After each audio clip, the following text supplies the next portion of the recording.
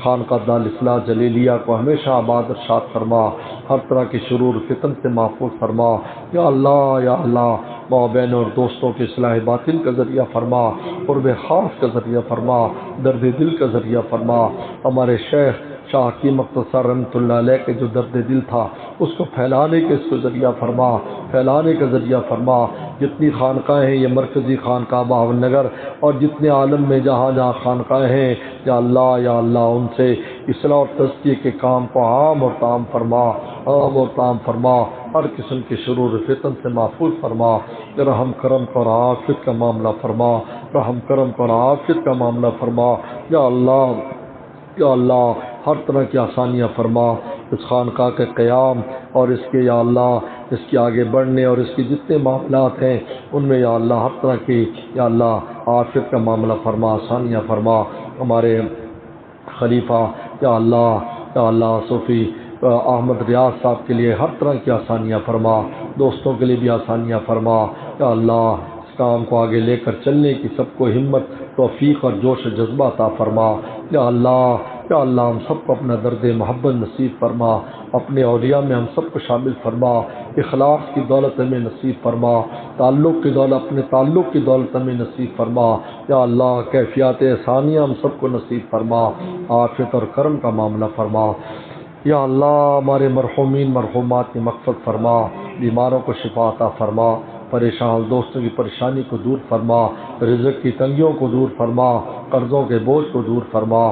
یا اللہ ہماری حاجات کو اپنے خزانوں سے پوری فرما، ہماری حاجات کو اپنے خزانوں سے پوری فرما۔ اللہم انا نسألک بانک اللہ الذی لا الہ الا انت الاحد الصمد الذی لم یلد ولم یولد ولم یکن له کفوا احد ربنا تقبل منا انک انت السمیع العلیم۔ صلی اللہ تعالی علی خیر خلقہ محمد و آلہ وصحبہ اجمعین۔ السلام علیکم۔